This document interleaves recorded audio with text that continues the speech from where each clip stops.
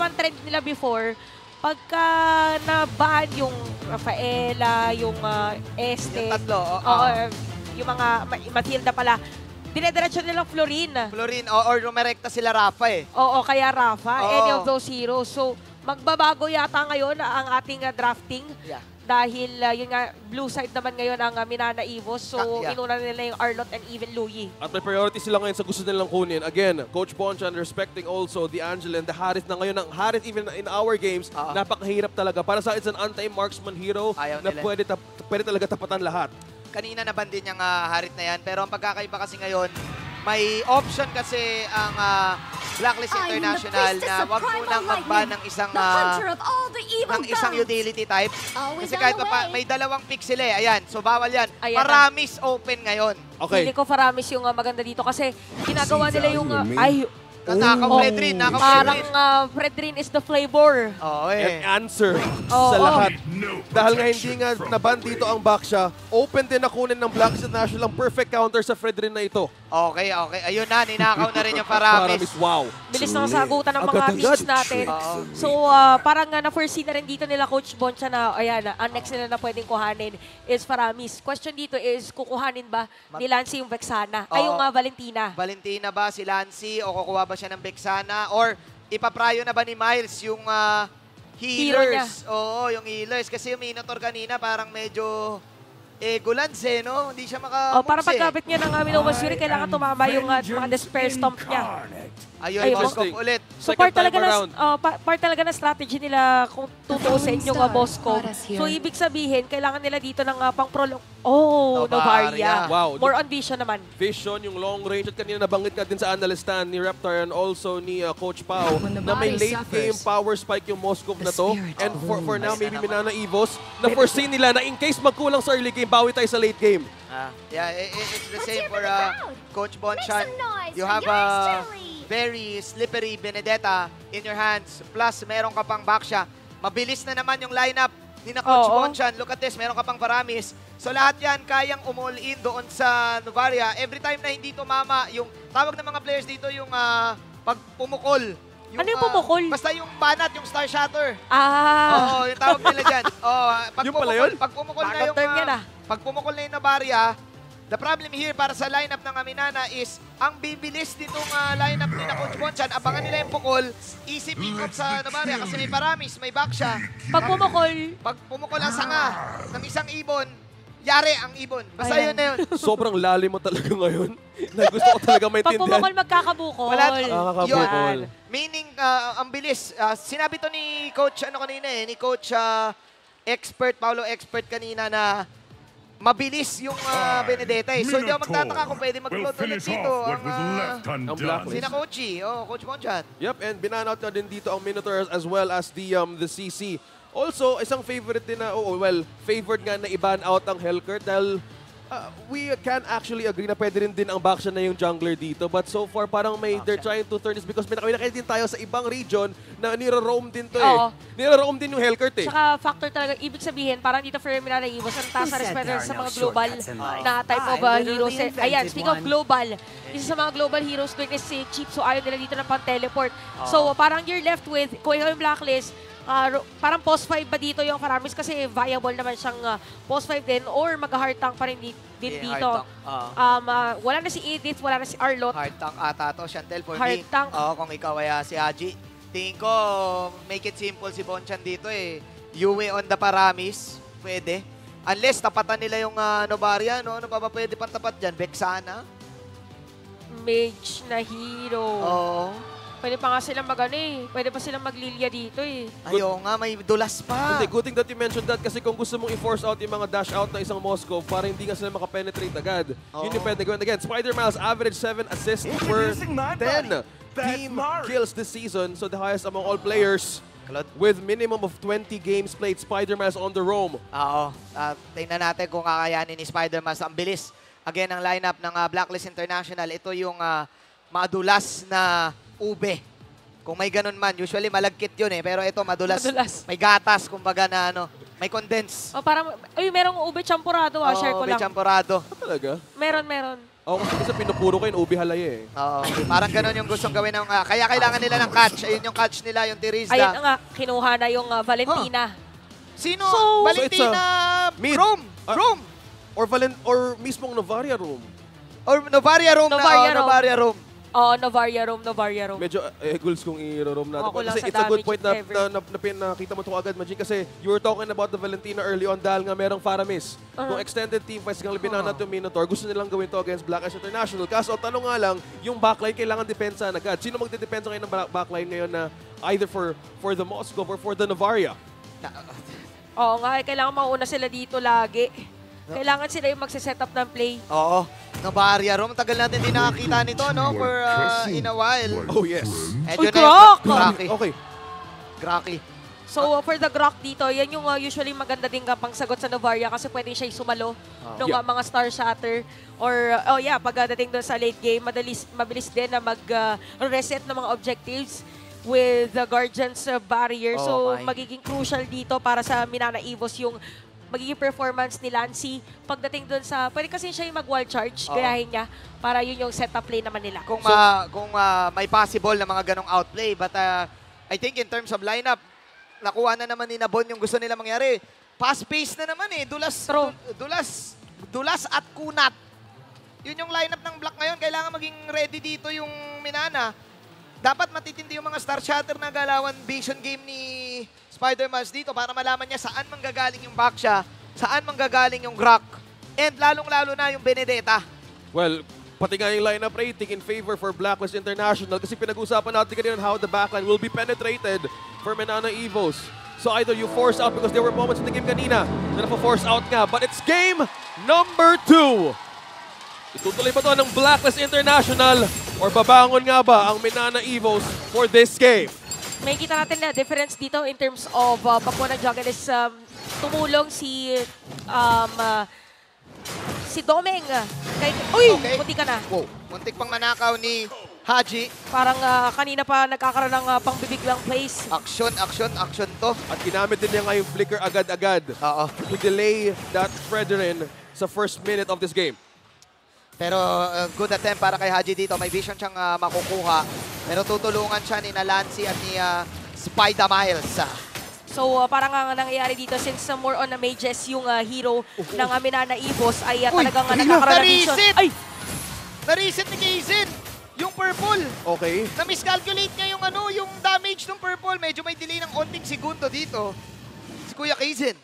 Well, bumaba din sa hila din doon. And slowly, the delay na ginagawa nga dito ni Haji, slowly being on their favor nga for this one. So, kailangan nila banda kung saan nga yung mga point of entry, kung saan manggagaling yung MNNE. Kasi atin until early game pa lang madaming pwedeng maikutan dito si UA for force out, even for ganks. Kaya nga nakabante din dito sa XP kasi that was the first priority sa game number 1. Tsaka yung din dito, vision na binibigay ni Haji. Take note because of the Petrify and nag-crack din ng Blacklist International. Dalawa yung naka-purify para dito sa MNNE Evos. Wow. At parang same pala, no? Kulod at saka Moscow pa rin. Yan ulit, laruan lang yan eh. Mamaya pa natin magkakaanuhan yan. Pero kanina dun sa first game natin, nagkaroon na ganun ng setup play dun sa may turtle spawn para sa Blacklist International. Pwede lang i-replicate para sila yung mauna. Pwede namang kontrahin dito ng MNNE Evos. Speaking of kontra, Domeng also hitting level 4. Pero Kaizen, may posisyon ngayon ng MNNE Evos. But Haji, hindi pinapabayaan din mula ng vision. Pero minakap sa likod. Galing kay Kirk. Wala pang ultimate si Domeng dito. So walang spear na mangyayari. Sensui! But Kaizen will manage to steal. Okay. What ultimate retry mula kay Kaizen. Medyo nalito ko doon kasi usually ang nakikita kong Fredrin na si Sensui pero si Kaizen din. Ang bagong crush ng bayan, easy combo. Fredrin, ultimate retry. Sa atin yan. Maganda yung paggamit niya din dito ng kanyang taunt. And during that moment, walang nagamit na ibang resources dito para sa MNNE Evos. So, very little pa lang naman yung kalamangan. Look at Lancy, talagang prioritize niya na makapag-plato doon sa may gitna. And habang prioritize nga yung gitna, may kasama natin yung recall for Lancy. And this is purely confidence na kaya din niyang tapatan yung kanyang mid lane. Nakala na ng kabato. Grabe yung pinapakitang amba ni Lancy doon sa mid. Ayun! Meanwhile, okay, Blazing Duet. Blink out, Abyss Walker. Domeng, mula to. Spin! Mula kay Haji. napakagandang comms dito para sa side ng Blacklist International. Hindi din siguro sila sanay na walang heal dito si Spider Miles. Parang wala na din siyang gagawin during that time dahil ang gamit niya dito is Novaria. Yeah, Novaria. Again, kilala ang MNNNE Evos pagdating doon sa mga fighting heroes. Or fighting healers, yes.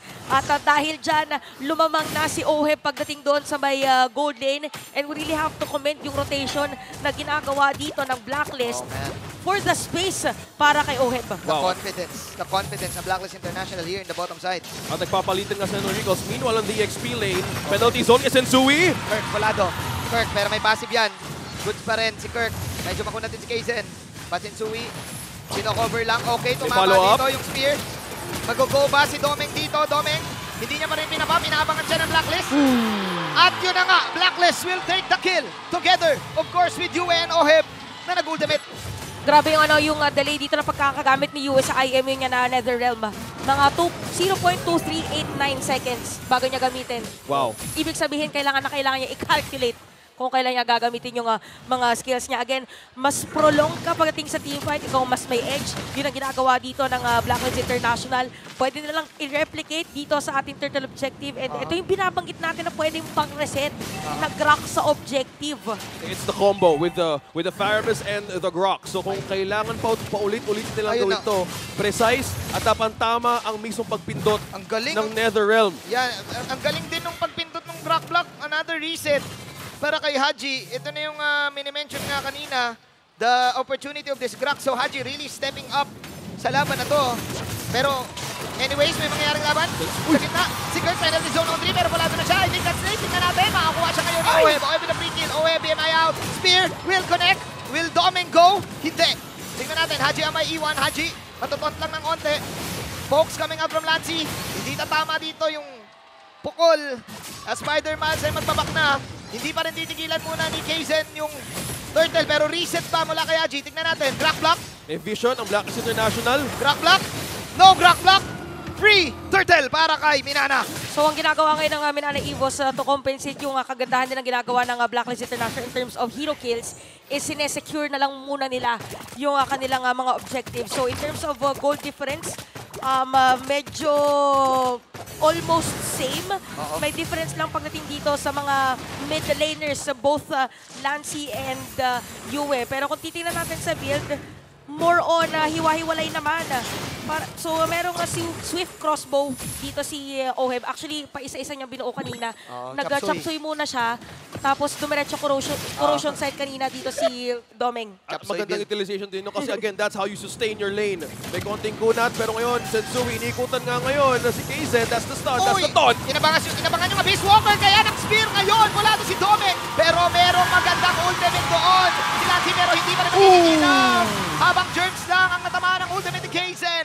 Blacklist International out-witting MNNNE. Pero actually, wala pala si Edward. At doon sa likod si Lancy. May damage output dito ng MNNNE. Kaya go pa rin sila. Lancy, confident si Lancy sa laban na to. Spider-Man with a vision. Meron bang Star Shatter? Tatamaan si Haji. Focus lang muna. Kore lang muna ang i-go.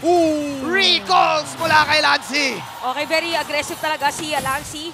Ngayon sa ating laban because of the passive na rin ng Valentina, yung kanyang primal force. So level 9 kasi versus level 9 and level 7 and level 8. So yung damage niya ay talagang mas tataas. And we have to commend as well yung pa-back up kanina ni Kirk during that moment. So Enchanted Talisman, pwede siyang dumiretso ng Lightning Truncheon para dito sa game. Actually even Glowing One para mas may pitik ng damage.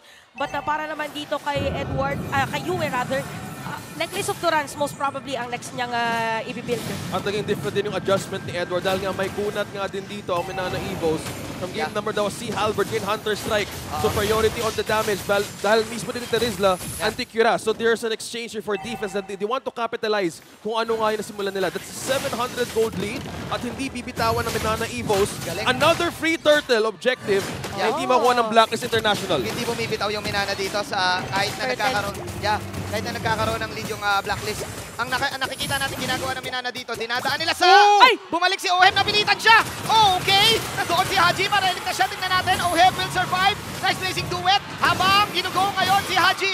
Alam dito ng MNNNE na wala nang magagawa yung Blacklist Blacklist for the backup. What a spear mula kay Domeng to start off that play. At willing din si Haji i-sacrifice muna para hindi makuha dun si Oheb. Again, nagbabantay sa naghihintay sila ng item. Pero yun nga ang ginawa nilang follow-up. Finally, that was the kill na hinihintay din ni Domeng. Yeah, and commendable namin na dito kasi hindi sila bumibigay kahit na ang daming mga nagiging early game advantage ang Blacklist International. They know they roll. They know yung roles ng kada bawat isa. Clear lang muna Spider-Mans. Poke mo lang kay Lancy. At wag lumaban ng 5 on 5. Okay. Sila nakawin to. Actually, hindi nga 5 on 5 to. 4 on 4 to. Tingnan natin. Babanatan nila ngayon si Haji. Haji, nasa loob ng Netherrealm ni Yue.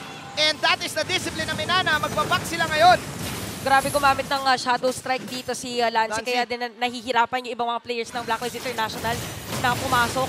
So ano na lang to, pagalingan din gumamit actually ng Netherrealm with Yue and Lancy. And ang ganda ng mga Astral Echo dito ni Spider-Miles. So for Blacklist International, pwede lang gawin is yung pagpugak gaming muna. Sila muna yung mag-split push ngayon at bigyan ng space din si Oheb na makapag-farm para makahabol din doon sa difference in terms of gold. At ayun ngayon pwedeng walking winning condition ng Blacklist International. So doon nga, nanakawan nga doon ng purple, yung Baksha or Sensui. So ngayon yung paglatag lahat ng Astral Echo, sobrang beneficial talaga sa lahat ng hero lineup kay namin na Evo. Zalmer, they want to capitalize on damage. Kaya sabi nyo kanina, ang space na kailangan ibigay kay Hot, kailangan talaga ituloy-tuloy. Then again, full damage ngayon ang gustong i-build ng Blacklist International. They're just forcing Blacklist to respond. Mind you, there's two purifies rather, sa Minana Evos na pwede lang gawin against Blacklist International. Kaya matapang ang Minana dito. Sobrang commendable din ang ultimate ni Spider-Man na minention mo lang OSX. Napakalupit ng Minana dito, dumisiplina sa sarili nila. Hindi bumibigay sa first 5 minutes na nakikita nating lumalamang ang Blacklist. Look at the damage dealt, especially Lancy. Patagad. Especially Lancy on the Shadow Strike. On point. Let's see, penalty zone. Pang-zone lang to talaga. Okay, napang-ultimate na ngayon si Yue na magamit na. Pero free si Doming dito habang napakaganda play si Duet para kay Oeb. Pero wala na si Sensui. Volado na rin si Haji. Boxer coming in. Lancy ang natirang. Ang isa sa mga natirang original sa Aether Clan. Pinapakitaan tayo na magandang galawan. Dalawa ang wala sa Blacklist. As Minana will take the tower in the mid. At mukhang magta-transition pa sa Lord. Grabe yung sustain dito ng Minana Evos and napakaganda dito ng positioning nila kanina. Spider-Man parang nasa likod lang siya pero nagse-set up siya dito para sa mga teammates again with the Astral Echo. During that time, maganda sana yung pasok dito ni Oheb and even Edward doon sa may backline pero hindi pa ganun kasapat yung damage. And kung titignan natin dito, difference in terms of the heroes kasi this is Valentina versus a Paramis. So Valentina kasi meron folks Shadow Strikes. Napakaganda dito ng difference nung or yung Terrified ika nga dito with the hero of Lancy na kailangan lang nilang ituloy ng ituloy. Siya ang nakikita kong ano dito siya nakikita kong action man dito kapag nawala sa tagilid. Okay, tingnan natin penalty zone. Nandito na naman si Lancy with the bomb. Lancy another. Tingnan natin, Pulado. Domeng, meron pa bang spear? Wala na. Spear, pasok! Mag-aasim ba? Mag-aasim ba? Walang asim movement dito. MPL Philippines kasi to As Minana will take the tower in the mid lane. The bombs are real. Ultimate para kay Edward dito. Trying to go for Lancy. Lancy. At doon nawala si Lancy. Nice move para dito kay Edward kasi alam na very critical na makuha dito si Lancy. Yung passive ng Paramis ay hindi niya magagaya. 25 seconds pa bago mabuhay. Alam nila na pag Spectre State ay merong stun konti sa gilid. Ilalaban nila to. Sabi nila kahit wala si Lancy, kaya naman dahil may damage shot punta. Penalty zone sabay. Yun lang. Yung mga pagtagos ng mga sundot na meron ni Domeng. Basag ang tower sa bottom lane. Dalawa mawawala sa side ng Blacklist. 3-on-3 situation. Napakasakit na ni Domeng Nation. Meron na rin siyang Wind Talker. So even without Lancy, confident pa rin ang hukbo. We also have to commend dito yung mga bitaw ng skills. Yung Astral Recall ni Spider-Miles. Merong burning effect against Blacklist International. And kung titignan natin dito in terms of turret push ay nakakalamang si Domeng ngayon versus Oheb because of the space na rin dahil sila din naman ang lamang dito sa ating laro. Nakasira na sila ng inhibitor turret sa may bottom lane with 6k gold lead. Another knock of the purple out of Blacklist International's hands. So ngayon, kanina, yung taunt talaga yung frontline na kailangan nilang bantayan dito. There are cases kanina na in the frontline, Sensui was the first one to go at nahihirapan nila yung sustain. Yung sustain game ngayon na MNNE was being utilized against Blackers International dahil ngayon damage hindi pa nga nag-show. Pero may play ngayon si Agent Zero. Nag-risk si Agent Zero dito with a play. Pero nawala siyang agad. 30 seconds down. At kung na sumakit yung damage output ni Spider-Man sa makakuha niya rin yung shutdown. At Abarukira. Yung damage output ng MNNE ay sobrang confident na. Apat ang wala sa blacklist. 7.2k lead. At mukhang lead na to. Marireset nila ang series. Magiging best of 3. 1-1 in favor of MNNE. Napaka-intense. Napaka-intense ng reset ng MNNE Evos from the loss from game number 1. Ganito maghabulan sa unang araw ng best of 5 sa playoffs. I like it. I like what I'm Umpisa seeing pa lang, there. I like what I'm seeing, OSX. I like what I'm seeing, Santel. Yung kalawan ng MNNE dito, wag tayo bibigay. Sige, lumalamang sila early game. Pero they kept their composure. They kept their roles in the lanes na meron sila. To the point na ang sakit na ng power spike ni Lancy, yung mga pokes hindi na nire-respeto ng blacklist. Tsaka ano dito, di ba, yung Astral Recall nung Novaria, nahihirapan sila umalis doon kasi meron pang slow, meron pang terrified rather nung Shadow Strike. So yung dalawang magic damage dito ng MNNE Evos, pumapatong during team fight na hindi na napapansin. Hindi na napapansin. So parang merong kumunoy dito yung MNNE Evos during that time. Tama ba quicksand yun, no? Yung kumunoy. Yung kumunoy, So yun nga yung quicksand of death na inaabangan nga din, ay kailangan din bandin. Kasi kanina, may lumapit lang doon, yun yung frontline na kailangan din iwasan ng Blacklist International dahil ang dami nga pwedeng follow-up na pwedeng ibigay. Yeah. Hindi nga umabot sa mentality yung power spike in Moscow dahil nga ang bilis ka nila umikot kanina. And how they respected Blacklist International power spike from maybe from 5 to 10, yung Moscow hindi nagpa-follow up agad. Oo, hindi. Respeto muna. Farm lang muna tayo. At gawin natin yung poke lang muna. Ang tindi dito kasi ng combo Terrify, madaling mapatama yung Star Shatter eh. Ano lang talaga siya, parang haharap lang si Lancy doon, merong Terrify, tas diretso na patong-patong skills. Kasi sinabi natin kanina, mabilis yung lineup ng Blacklist International, pero hindi natin kinonsider, pag na-Terrify ka pala, parang ang lagkit ng Nandun ka lang. Kasi yung Novaria, maglalagay. Yung pabilog niya, yung gaganon sa Yung Star gitna. Shatter. Yung pabilog chi, Yung Astral Recall. yung Astral Recall, yung pabilog chi, tapos easy connect nung Star Shatter after nung Shadow Strike. Basta yung combo ng dalawang mage, malagkit. Tsaka mahapde. May cravings sa ngayon sa kakanin ha. Pero ibato natin sa ating analyst score ngayon sa game na yon. Reptar, ka na bala?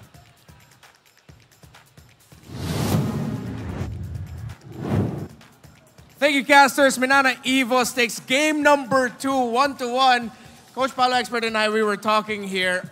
Novaria Valentina, risky yun ngayon sa meta natin, pero gumana para sa MNNE. Yeah, last on pick siya. Actually, hindi ko rin siya in-expect na pipiliin. Kala ko yung Novaria post 4 na eh.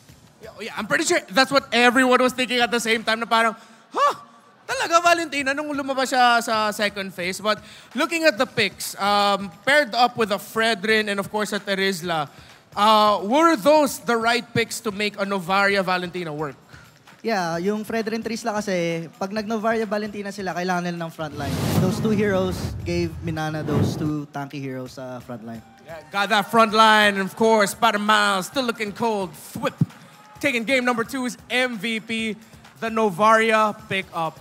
And I'm starting to sense a pattern with MNNE Evos. We're up against a team like Blacklist International na alam natin magaling with the rotations, around the turtle, and Lord Dance is really great.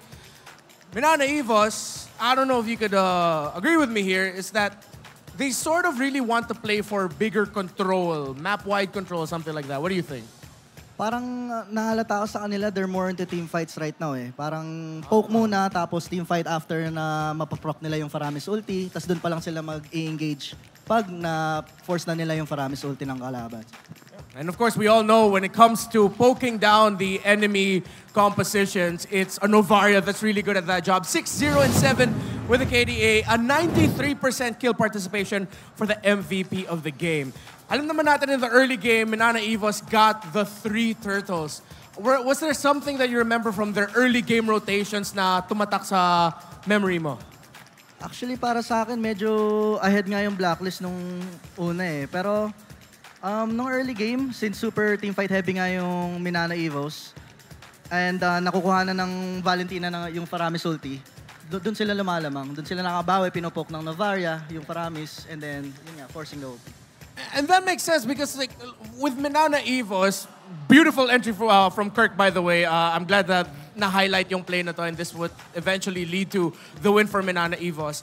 And to, again, hammer on the point na pag ganito yung lineup nyo with the Novaria Valentina, dapat sapat yung front line, at least 2. Kasi di ba nakita na tayo ng mga lineups dati na jungler lang yung front, yung EXP pang pick-off, which is somewhat a little bit risky, but MNNE EVOS made it work here. Next question is, are you surprised that it went this fast para sa game number 2? Yeah, para sa akin, I was quite surprised na ganito kabilis yung game. Actually, I thought it was gonna go down more on the later stages of the game. Now, as we look at the stats, you can see here for MNNE EVOS, the purple buff control was really important. At one point, nakita na nga natin na binibigay na ng MNNE EVOS yung purple buff onto that Novaria, and that would just make it a little bit harder for Blacklist to rotate. So, to sum it up in terms of your take here, is it really just with how well MNNE EVOS played the team fights? So sobrang galing lang ba talaga nila na sa mga team fights around the objectives, dun sila lumamang dito? It was more like a hit-and-run strategy na poke Novaria, tapos yung parang inabuso nila yung Moskov rin eh. Napakataas na kasi ng DPS ng Moskov pag sabayan yung Paramis at saka Valentina ulti. Yeah. So, yeah, that's why they got the upper hand. Yeah. And I'm glad na na-mention mo yung mga ultimates dito. And I think that's a new description I like. Hit and run MNNE EVOS. That kind of play style up against Blacklist International. And nakita naman natin, they go to one area, biglang ikot na ulit. If they can't get a pick here, they're gonna go somewhere else. And then at the same time, personally, I don't know if you agree with me here, I like how MNNE EVOS played around their ultimates. Parang ang ganda ng pag-layer ng mga skills nila. Oh yeah, the skill management, they did it really efficiently that game actually. Very efficient skill management and the ultis from MNNE EVOS. 762 GPM for doming around the average, but as Coach Paolo Expert mentioned in the first series, late game, pag binigyan mo talaga yung Moskov ng chance na makapag-farm, he's gonna deal the damage 67.5 thousand. Pero surprisingly enough, Lancy as well, malapit lang din in terms of damage. What did you like about Lancy's game in this game number 2? Hindi siya takot mag-poke kahit may grok sa harap niya. Kasi alam niyang medyo short range yung katapat niya eh. So, bali, nag-i-in and out lang siya all the time. Alam niyang kaya niyang bulihin yung grok sa harapan. At saka may alalay rin siya na Novaria for vision. So, kaya nagagawa niya yung trabaho niya na maayos. I like that you pointed that out. Matapang si Lancy. I mean, your Valentina up against a grok, tinitipihan mo yung grok, pinopoke mo, and somehow you'll be able to run away with it. And now, I want to go like outside of the game a little bit. If you were the coach of MNNE EVOS and you saw your mid laner doing that, pero nakita mo naman, nagbigay ng confidence sa team mo, ano sasabihin mo kay Lancy as the coach? Para sa akin, hindi ko nire-recommend yung TV-TV. May karma kasi yun. Kaya hindi ko nire-recommend sa players ko yan. Pero it depends sa players pa rin. Kung syempre pag confident na yung player, TTP yan talaga nila yan para bumawi. Parang nagbibigay kumpiyansa sa sarili. So. And tama naman, nakita naman natin, parang nag-change yung mood, yung galaw ng MNNE EVOS. You saw it in their body language, more confidence from MNNE EVOS. Now, going into game number 3, real quickly, what's your recommendation for Blacklist to take the next game? I think wag lang silang malason sa draft and I think they should be fine. They just got caught off guard with the Valentina pick, I think. Alright, wag malason sa draft. As we look at the... Lupit Grabe. Try mo nga try mo ganun, coach. Yung yung hit pa mo. Ganun mo. Whoa. Solid. Kita niyo naman yung hit map dito ni Kaysen in the early game.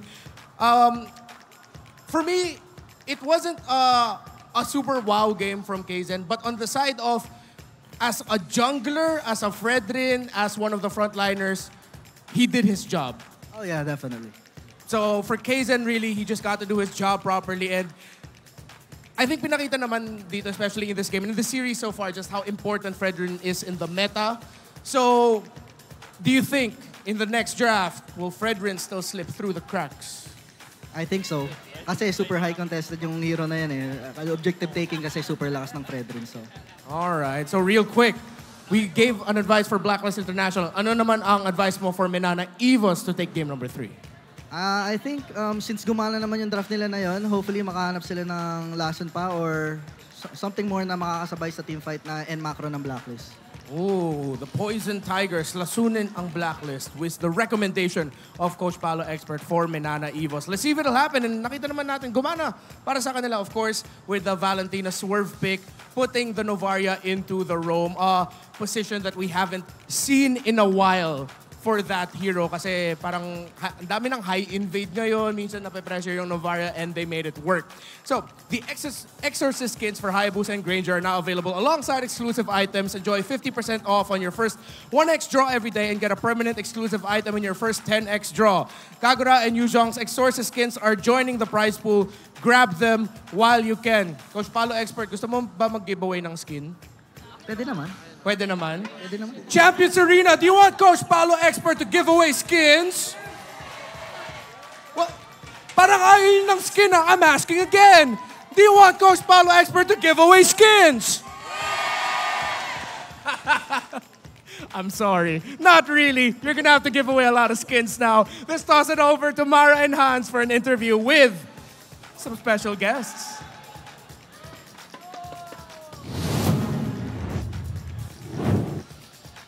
Here in the Arena of Champions, kasama natin ang mga kampiyon mula sa MDL, RRQ Kaito. Congratulations! Thank you po, thank you po.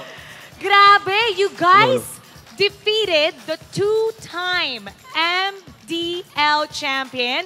Tinake away niyo yun. How was your lakbay sa tagumpay? How was the entire journey? How did it feel? Kasi mga champions na kayo.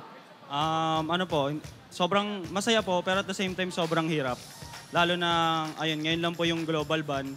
Sobrang daming adjustment po at saka kailangan sobrang dami ng hero namin. Pero yun nga po, kahit sobrang hirap, kahit na yun, nakalaban namin sa finals back-to-back, is nagawa pa rin po namin manalo. So yun, unexplainable po pero sobrang saya po talaga nararamdaman namin yun. Great job, guys. Siyempre, yung coach nyo can do everything. Kaagaling niya pala Kakagaling lang dun. Analyst, coach, lahat na. And in addition, I also want to ask you the same thing. Kasi first time na magkaroon ng defeat ng back-to-back or ma-break yung streak na yon. Pero first time ding magkaroon ng global ban system in the MDL Philippines. So, kayo ba, umabot ng Game 5 yung series na yon? How did you guys strategize towards that? Paano nyo ba ina-approach yung every game, lalo na umabot ng Game 5 all the way to the end? Yung sa may global ban po, nung nilabas pa lang po siya ng MDL, ang unang adjustment po ginawa po talaga namin is dinamihan po namin yung hero pool namin. Kasi alam namin na, ayun, hindi na nga po siya pwede maulit. So, every game, new strategies po yung nilalabas. Tapos, yun lang po, dinamihan lang naman po namin yung hero namin. Tsaka, practice lang po ng practice pa ulit-ulit. Impressive. You guys were so impressive. But you know who else was impressive? Ferds. Ferds, asan si Ferds? Ferds! Grabe ka. Alam niyo ba, ito, ano ka, all-star XP laner of the season and regular season MVP? Yes po.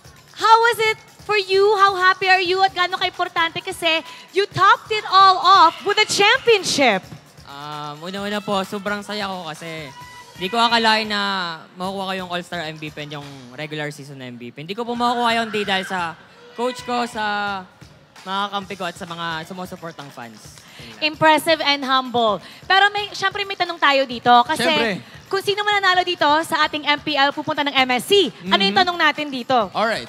The question is, para sa inyo, sino ba yung dalawang teams na sa tingin nyo or gusto nyong mag-represent sa MSC para sa Pilipinas? Wala explanation. Name lang. Sino? Blacklist, syempre. Blacklist. Ikaw? Dalawang teams? Sige, dalawang teams, coach. Para sa akin, Bren at saka RSG. Bren RSG. Alright.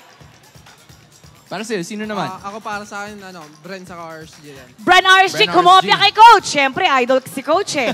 Sa'yo? Lahat naman deserving, pero papiliin ako Blacklist tsaka Bren. Blacklist or Bren? Okay. And for you? Blacklist, Bren. Blacklist and Bren as well. You know what? One day you will also have an opportunity to represent the country in the MSC. Keep on working hard, champions. And for now, we're gonna go to game number 3. Casters, pasok! Maraming salamat, Hans and Mara. At that is the MPL Philippines Season 3 champions, RRQ Kaito.